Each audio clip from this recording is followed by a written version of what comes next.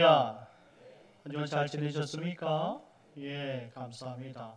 우리 앞뒤적으로 인사하도록 하겠습니다. 참 잘 오셨습니다. 은혜 받읍시다. 인사하겠습니다. 참 잘 오셨습니다. 예, 참 잘 오셨습니다. 예, 잘 오셨습니다. 예, 잘 오셨어요. 여러분들이 앉아 있는 곳은 그냥 교회 당에 있는 것이 아니라 여러분들 우리가 이제 천국에 가기 직전 우리가 정말 하나님께서 우리에게 경험하라고 주신 예비 천국인 줄 믿으시기 바랍니다. 잘 오셨어요. 그러니 우리가 인사할 때 최대한으로 천국에 있는 것처럼 주님과 동행하는 것처럼 복받은 자처럼 우리가 힘껏 웃으면서 서로에게 화평을 전해야 될 겁니다. 오늘 본문 말씀을 통해서 오직 너희에게만이라는 제목으로 은혜를 나누려고 합니다. 우리는 지난 시간 마태복음 12장 말씀을 통해서 안식일에 관해 살펴보았지요. 유대인들은 하나님께 영광을 돌린다라는 명목으로서 아무것도 행하지 않는 날, 한마디로 행위 금지의 날을 안식일로 생각했던 것입니다. 그런데 예수님은 오히려 그렇게 생각하지 않으셨어요.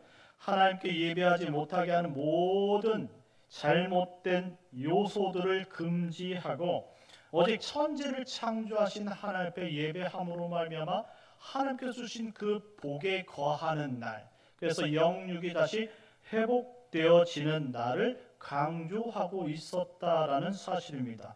그래서 12장 보면 9절 이하의 말씀을 통해서 이 예수님께서 회당에 들어가셨고 거기에서 손 많은 사람을 안식일에 고치셨어요. 율법은 안식일에 아무것도 행하지 말라라고 이야기했지만 안식일의 주인이신 그 예수님께서는 오히려 안식일을 치료의 날, 회복의 날로 만드셨다라는 것이죠. 또한 예수님을 바알세불이라 거짓 증거할 때에 예수님께서는 또 하나님의 명률도 가지고 또 하나님의 선하심을 모욕하고 멸시하는 자들을 책망하시기도 하셨다라는 말이죠. 바로된 말씀이 선언되어지는 날, 그것이 바로 안식일이었다라는 것이죠. 그리고 38절 말씀 이해해 보니까 그들이 표적을 보여달라고 말할 때에 자신이 보여줄 표적은 딱 한 가지, 요나가 보여준 표적뿐이다라고 설명합니다. 요나의 표적은 바로 예수님께서 이 땅에 오셔서 십자가의 삶을 살아내고 다시 부활 승천하는 것이 요나의 표적 아니겠습니까? 한마디로 예수님을 통해서 영원한 안식에 들어갈 사람들을 준비케 하는 것, 그 날이 바로 안식일이었다라는 사실입니다. 이처럼 안식일은 하나님께 영광을 돌리는 날이에요. 그리고 하나님이 주시는 이 만복으로 영육이 회복되어지는 날, 이것이 안식일이라는 것이죠. 그렇다면 우리가 왜 주일로 드리느냐? 바로 이 유대인들은 어찌 여호와 하나님만을 만든 유일신 종교는 그냥 안식일 율법에 의해서 살지만 이제 우리는 그리스도로 말미암아 새로운 피조물이 되었고 그리고 그리스도인이 되었음으로 말미암아 새로운 삶의 목적을 가진 사람들은 예수님의 이 부활 승천하신 이 안식 후 다음 날을 기념하여서 우리가 예배하기 때문에 주일로 섬긴다 말씀을 드렸어요. 그러니 우리가 주님을 기념하며 예배하는 주일은 단지 율법을 따르는 사람들의 이야기처럼 음식을 먹는 것을 금하고 행위를 제약하는 그런 행동 제약의 논리로 우리가 살아서는 안 되고 오직 하나님께서 우리에게 주신 그 예배의 그 권리를 회복하고 복 주시는 하나님 앞에 우리가 예배함으로 말미암아 하나님이 주신 그 복을 누리면서 치유받고 회복되어지는 은혜의 날, 오직 믿음으로 이 안식에 동참하는 그 기억하는 날을 우리는 주일로 믿음의 논리로 살아가는 날로 우리가 받아들인다라고 말씀을 드렸습니다. 믿으시기 바랍니다. 그리고 오늘 본문 13장 말씀으로 돌아가서 오늘 예수님께서는 천국에 관한 7가지 비유를 전달하기 시작하는데요. 우리가 읽은 본문은 그 가운데 씨 뿌리는 자의 비유라고 말하기도 하고 4가지 마음밭의 비유라고 표현하기도 합니다. 자, 먼저 3절부터 9절까지 말씀인데요. 길지만 한번 읽어보도록 하겠습니다. 시작! 예수께서 비유로 여러 가지를 그들에게 말씀하여 이르시되 씨를 뿌리는 자가 뿌리로 나가서 뿌릴새 더러는 길가에 떨어지며 새들이 와서 먹어버렸고 더러는 흙이 얕은 동 떨어지며 흙이 깊지 아니하므로 곧 싹이 나오나 해가 돋은 후에 타서 뿌리가 없으므로 말랐고 더러는 가시떨기 위에 떨어짐에 가시가 자라서 기운을 막았고 더러는 좋은 땅에 떨어짐에 어떤 것은 100배 어떤 것은 60배 어떤 것은 30배의 결실을 하였느니라. 귀 있는 자는 들으라 하시니라. 아멘. 귀 있는 자는 들으라. 이때 제자들이 예수님께 다시 질문을 하는 겁니다. 10절 11절 말씀 다 같이 읽겠습니다. 시작. 제자들이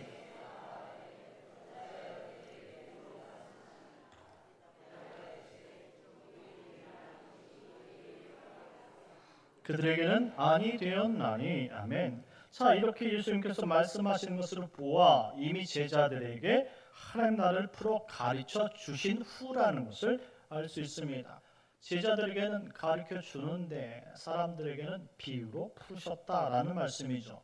그래서 예수님은 제자들에게 너희가 천국의 비밀을 아는 것은 허락되었으나 그들에게는 아니 되었다라고 설명해 주신 겁니다. 자, 요즘 같은 세상에 이유 같은 그 말씀을 읽는다면 인권 차별이라 말하겠지요. 하지만 오히려 예수님께서는 마태복음 7장 6절 말씀에 이렇게 말씀합니다. 거룩한 것을 개에게 주지 말며 너희 진주를 돼지 앞에 던지지 말라. 한마디로 하나님의 말씀을 받을 만한 사람들에게 주는 단호한 의지가 섞여 있다는 것을 알 수 있습니다. 창조주 하나님과 인간의 영역은 완전히 구별되어 있다라는 것이죠. 하나님과 인간의 생각은 하늘과 땅처럼 천지 차이입니다. 그러니 하나님께서 말씀하신 이 섬들을 인간이 아무리 지혜가 있고 똑똑하다 할지라도 알아들을 수 없다는 거예요. 이는 하나님께서 말씀하신 것을 죄인된 인간이 판단할 권리도 없고 그리고 하나님은 인간의 판단을 용납지도 않겠다라는 단호한 선언이라는 말씀이죠. 그래서 인간은 하나님께서 주시는 은혜를 받을 때에만 그 의미를 상고할 수 있다라는 거예요. 오늘 예수님이 너희에겐 허락되었으나 그들에게 안 된다라고 표현하신 것도 이와 같다는 말씀이죠. 특히 이 허락하다라는 단어가 디도미라는 단어인데요. 이 디도미라는 단어는 수락하다, 선물하다라는 의미를 가지고 있어요. 하나님께서 우리에게 은혜를 내려주신 자만이 허락한 자만이 그 말씀을 받을 수 있다는 것이죠. 이 은혜는 선물이고 그 믿음도 선물이라는 전제를 알 수가 있어요. 하나님께서 구별한 자들에게 주시는 이 특별한 선물 그것이 무엇이냐? 깨달음이라는 말씀이에요. 깨달음. 여러분들이 이전에 나와서 하나님의 말씀을 깨닫습니까? 하나님의 말씀이 들리십니까? 그 하나님의 그 의중, 진의를 파악할 수 있느냐? 이 말이죠. 이것이 허락된 자에게만 그것이 깨달음으로 들어오고 그것을 깨닫는 자만이 행할 수 있다라는 거예요. 그러니 믿음이라는 것은 하나님께서 열어주시지 않으면 절대로 불가능한 것이다 라는 설명입니다. 그러니 오늘 이 시간에 하나님의 말씀을 듣고 깨달을 수 있다면 하나님께서 택한 자이고 은혜를 베풀어 주신 자인 줄 믿으시기 바랍니다. 그러니 우리가 오늘 이 은혜 안에 동참할 수 있도록 여러분들 최선을 다해서 집중해야 되는 거예요. 지난주에도 제가 칼빈의 이야기를 좀 들려드렸는데요. 칼빈은 믿음을 정리하기를 두 귀를 쫑긋 세워서 하나님의 말씀을 따라가는 것이다 라고 설명했습니다. 말씀을 듣지 않는 것은 믿음이 없는 것이고 믿음이 없으면 결국 결실하지 못하는 것이며 행하지 못한다라는 사실입니다. 그런데 오늘 예수님께서 제자들에게 이렇게 표현한 것을 새겨 들으시기 바랍니다. 너희에게만 허락되었느니라. 오직 너희에게만. 택한 자들에게 깨달음을 주셔서 그 깨달음으로 하나님 나라를 살아가도록 신앙생활 하도록 그렇게 허락하셨다라는 메시지입니다. 자, 그렇다면 여러분들이 이제 하나님의 말씀이 들리십니까? 깨달아지십니까? 그렇다면 여러분이 하나님께서 택한 백성을 기억하시고 그 깨달은 만큼 여러분이 이 땅을 사시길 예수님의 이름으로 축원합니다. 혹시 이 말씀을 깨닫지 못하고 여태까지 교회는 다니나 하나님의 말씀이 들리지 않는 분이 있다면 하나님께 간구하십시오. 나에게도 이와 같은 깨달음을 주십시오 하고 말합니다. 이것이 우리에게 있어서 너무나 중요한 이야기이기 때문입니다. 자, 13절 14절 말씀인데요. 다 같이 읽겠습니다. 시작. 그러므로 내가 그들에게 비유로 말하는 것은 그들이 보아도 보지 못하며 들어도 듣지 못하며 깨닫지 못함이니라. 이사야의 예언이 그들에게 이루어졌으니 일렀을 때 너희가 듣기는 들어도 깨닫지 못할 것이요 보기는 보아도 알지 못하리라. 아멘. 예수님은 비유를 이어가셨습니다. 먼저 14절 말씀해 보니까 이사야 선지자 예언이 너희에게 이루어졌느니라 라고 선언하셨다라는 사실을 생각해 본다면 우리가 이사야 예언을 한번 찾아볼 필요가 있는 것이죠. 이사야서 6장 9절 10절 말씀입니다. 다 같이 읽겠습니다. 시작.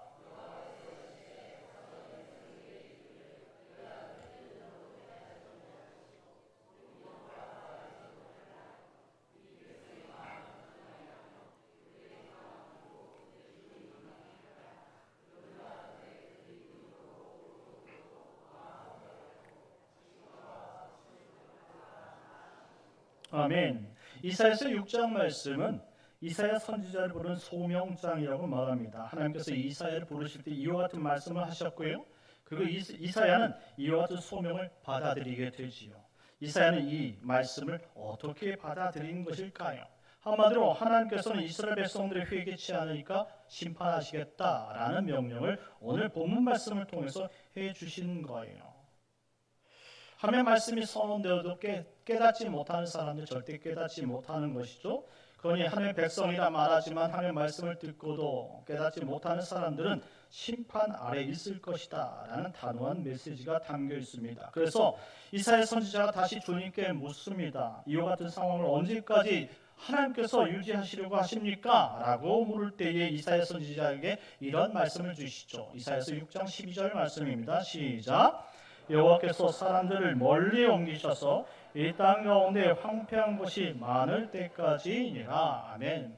사람들에게 이와 같이 깨달음 없이 깨달음을 주지 않는 그 시간이 언제까지냐면 사람들을 멀리 옮겨서 이 땅 가운데 황폐한 곳이 많아질 때까지다라고 선언합니다. 그때가 언제입니까? 바로 남유다가 바벨론으로 인해서 멸망할 때까지라는 거예요. 한마디로 이것을 예수님 당시로 끄집어 본다면 하나님께서 이 땅에 재림하셔서 우리를 심판하실 때까지 이와 같은 상황은 계속될 것이다. 이런 표현입니다. 오직 깨닫는 자만 들을 것이다 라는 거예요. 그러니 지금 우리가 현재 신앙생활을 대입해 본다면 우리가 예수님의 말씀을 알아듣는 것 자체가 얼마나 귀중한 일이라는 사실을 기억해야 돼요.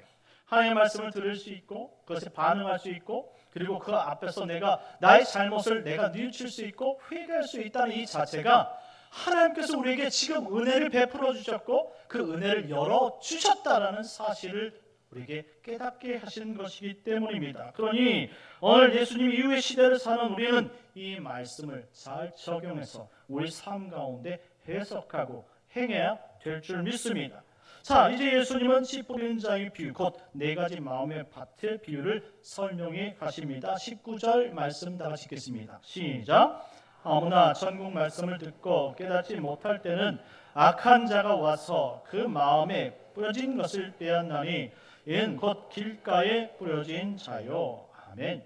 첫 번째 마음밭을 설명하는데 길가에 뿌려진 자라고 설명합니다. 이는 우리가 길가밭이라고 표현하기도 하죠. 여러분들 생각에 길가밭에 뿌려진 씨가 자랄 수 있다고 생각하십니까? 간혹 여러분들 잡초가 올라오는 것을 볼 수는 있지만 오늘 예수님께서 말씀하시는 이 곡식이 올라오지는 못한다라는 사실이죠. 왜냐하면 길가는 사람이 다니는 통로고 가축이 다니는 통로예요. 모든 것을 다 밟아버린다 이 말이죠.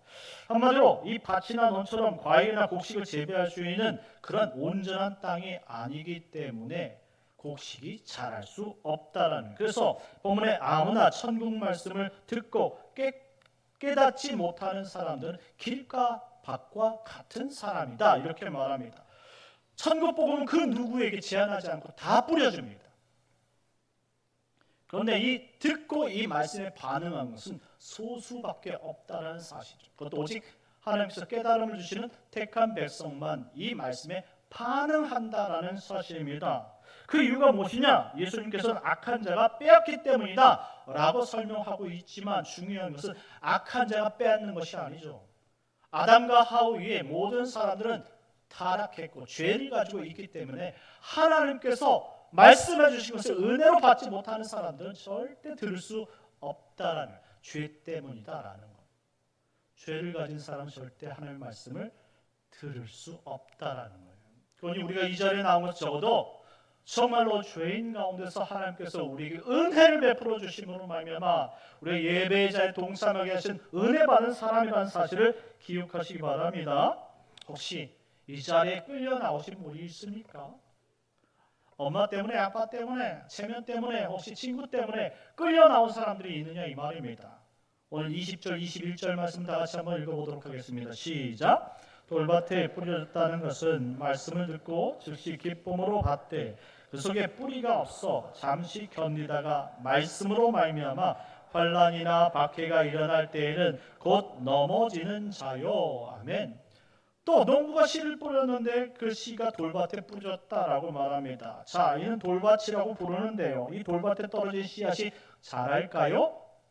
이 돌밭에 뿌려진 역시 이 씨앗 자체는 생명력을 가지고 있기 때문에 뿌리를 내려고 시도해 보겠지만 이 돌밭은 자랄 수가 없다라는 것을 여러분들이 이미 알고 있다라는 것이죠.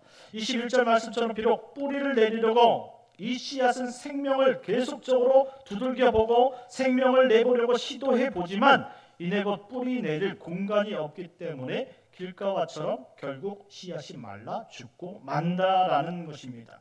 씨앗은 생명을 담고 있어요. 계속적으로 양심의 가책을 자꾸 주는 거예요. 죽으면 천국과 지옥이 있는데 우리가 다 천국에 가야 되지 않겠습니까? 그런데 아무나 천국 갈 수 없어요. 오직 우리가 죄인이기 때문에 그 죄의 사함을 받는 자만 천국에 들어갈 수 있습니다. 할렐루야. 이와 같은 복음을 계속적으로 뿌립니다. 가책을 두드려요. 양심을 두드립니다. 그래서 나도 한번 그럼 교회를 가볼까라고 생각하게 되는 것이죠. 그래서 결국 손에 끌려서 여러분들 교회를 나오는 사람들이 있어요. 교회 나오니까 나와 같은 사람들이 참 많기도 하고 그 다음에 동갑들이 좀 있고 교회 나오니까 사람들이 좀 착해. 그리고 점심도 주고 카페에서 커피도 줘요. 교회 다니는 사람들 다 착해서 항상 싱글벙글 웃어요. 대화할 때마다 안녕하세요, 오셨어요. 자기를 언제 봤다고 해서 항상 이렇게 친근하게 대해준 사람 처음 만나는 거예요. 마음을 열어볼까? 그래서 신앙생활이라는 것을 한번 가져보려고 한다는 것이죠. 그래서 한 주, 두 주 친구 따라 강남 가듯 교회를 오게 된다라는 것이죠. 그런데 오늘 돌짝밭의 문제는 뭡니까? 뿌리가 없다라는 거예요. 말씀의 뿌리. 한마디로 뿌리 내릴 공간이 없기 때문에 각박하다는 것이죠. 자, 이 사람은요. 신앙 때문에 나온 것이 아니에요. 누구 때문에 나온 겁니까? 친구 때문에 나왔어요. 엄마 때문에 나왔어요. 그리고 아빠 때문에 나온 것이고 체면 때문에 나온 사람들이죠. 그냥 끌려온 거예요. 그렇게 해서 어울리다 보니까 교회가 내가 생활하는 터전되고 좋은 정보도 얻을 수 있어요. 동호회도 어떤 큰 교회가 보니까 동호회도 가질 수 있고 그냥 교회만 나오면 그냥 하루가 그냥 이렇게 즐겁게 보낼 수 있고 새 사람을 만들 수 있으니까 세상에 나가가지고 다른 죄 짓는 것보다 술 마시고 그 노래방 가고 춤추는 것보다 교회에 나와서 오히려 건전하게 이와 같은 생활하는 것도 좋겠구나라고 생각하게 되는 것이죠. 그래서 신앙생활이라는 것을 한번 해볼까라고 갖게 되는 것이죠. 정확하게 이야기한다면 신앙생활이 아니라 종교생활의 시작이라는 것입니다. 여러분들 세상의 원래가 또 무엇입니까? 교회 나와도 똑같은 게 있어요. 기브 앤 테이크죠. 하나님의 은혜를 받으면 분명히 교회에서는 어떤 일정 시간이 되면 요구하는 것이 있어요. 헌금을 요구하는 것이 아니에요. 여러분들이 헌신, 내적 성장, 그리고 결단을 요구하게 되는 것이죠. 자, 오늘 본 말씀에 예수님께서 이렇게 말씀하신 적이 있어요. 21절 말씀에 보니까 그 속에 뿌리가 없어 잠시 견디다가 말씀으로 말미암아 환난이나 박해가 일어날 때는 곧 넘어지는 자다라고 말합니다.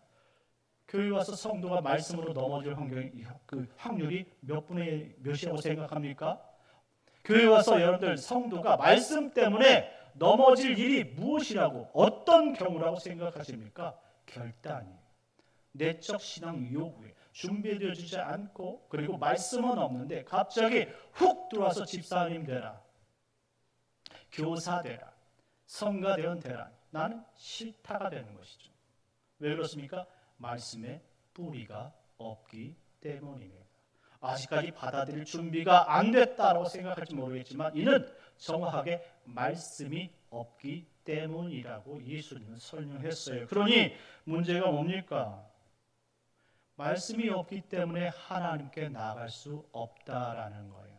신앙은요, 말씀으로 시작해서 믿음으로 뿌리를 내릴 때에 결국 줄기가 자라고 곡식 가지가 열려진다라는 사실이죠.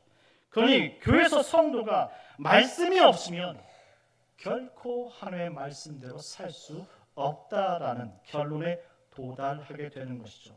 이처럼 돌짝밭에 있는 사람들은 신앙의 성장과 내적 요청과 외적 결단을 요구할 때에 자신이 문을 닫아버리고 넘어진다라고 말합니다. 한마디로 마지막에 주님을 택할 수 없게 된다는 것입니다. 이와 같은 돌짝밭에 뿌려진 씨가 열매를 맺을 수 있겠습니까? 애초부터 열매는 맺을 수 없다라는 사실입니다.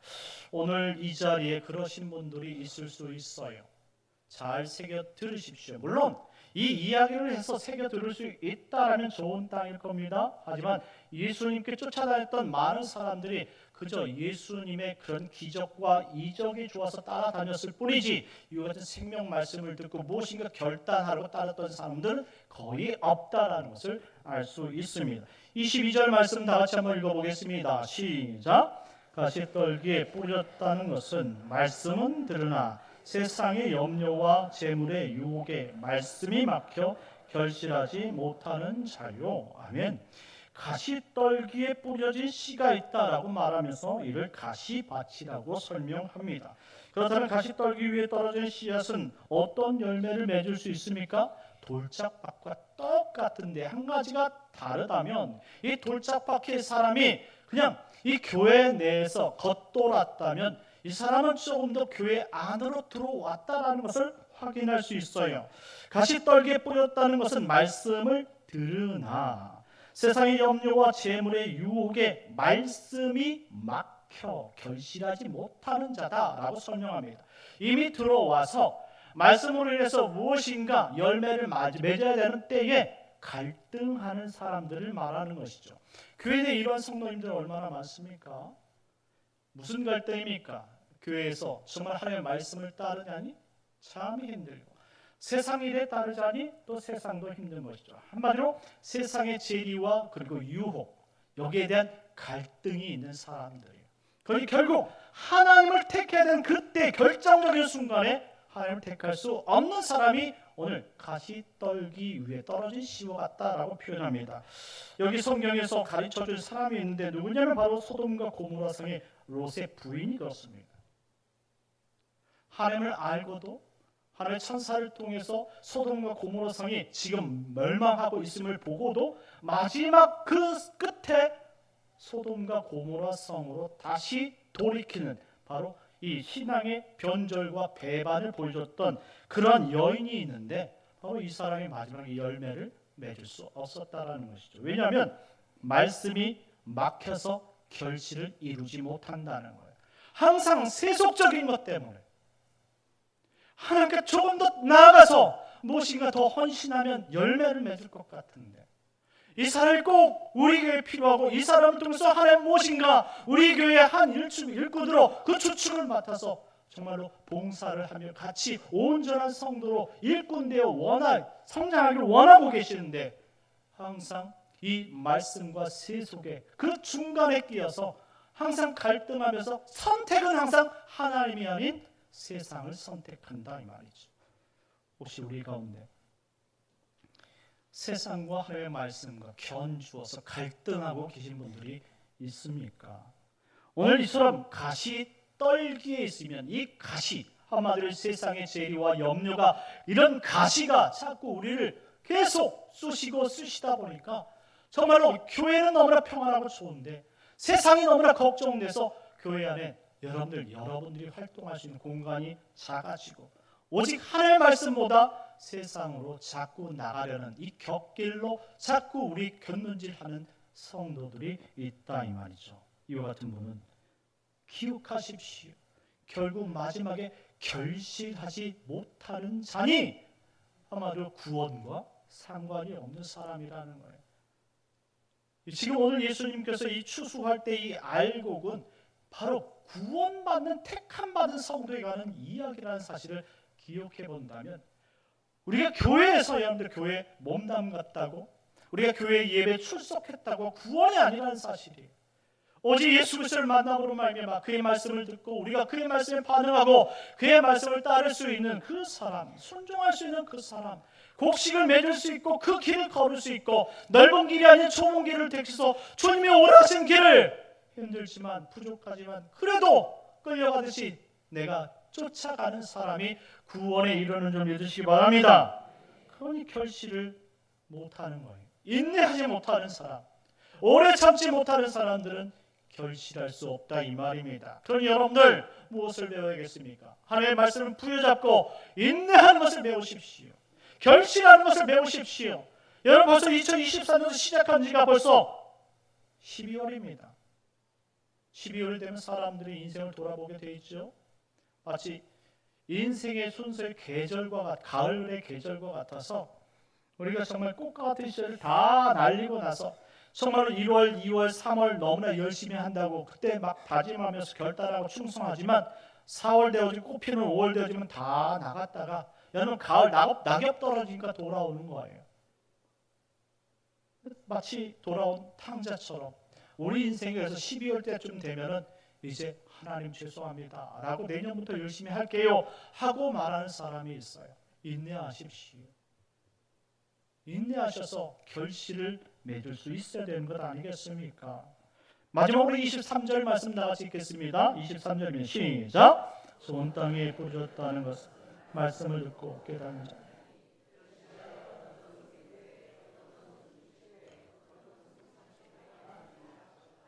아멘. 예수님께서 오늘 제자들이 하고 싶은 이 씨 뿌린 자의 마지막 이 땅의 비유, 한마디로 이 좋은 땅이 어떤 땅이냐? 오늘 말씀처럼 말씀을 듣고 깨닫는 자가 좋은 땅인 줄 믿으시기 바랍니다.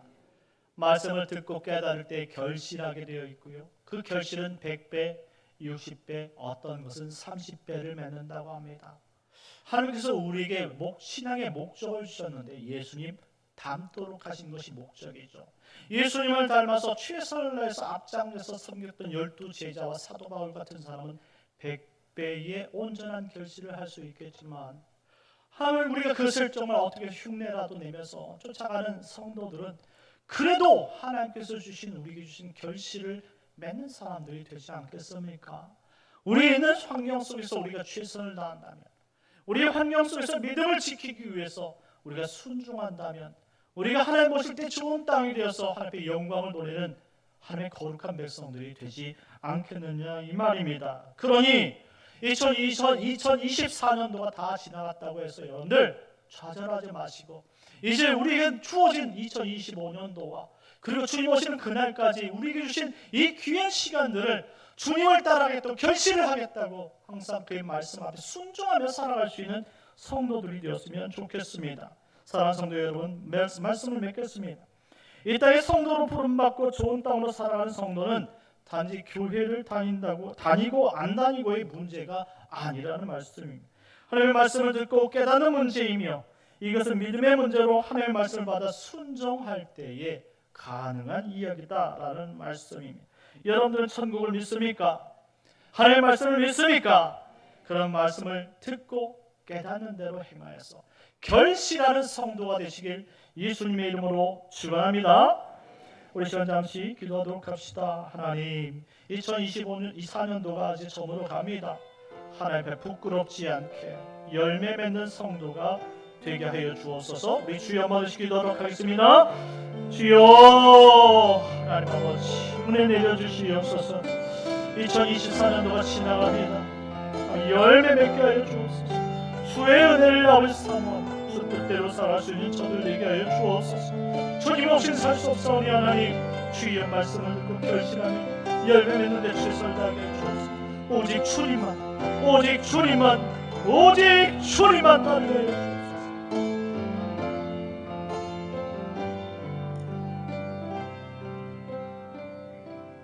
참 좋으신 하나님, 은혜를 감사합니다. 2024년도 하나님 마무리할 때가 됐습니다. 인생의 마무리할 때 하나님께서 기억하시는 주의 종들 되게 하여 주옵소서. 열매 맺게 하여 주시되 하나님 100배 열매를 맺고 주께 정말 칭찬받는 백성들 되게 하여 주옵소서. 하나님 이제 2024년도 마무리할 때에 하나님 아버지 여러 가지 기도의 제목들이 있을 텐데 하나님 세상에 넘어지는 자가 아니요 오직 믿음으로 승리하는 자들을 다 되게 하여서 하나님의 기쁨을 하나님께 영광을 돌리게 하여 주옵소서. 예수님의 이름으로 기도드리옵나이다. 아멘. 우리 다 같이 자리에 일어나셔서 찬송가 부르시겠습니다.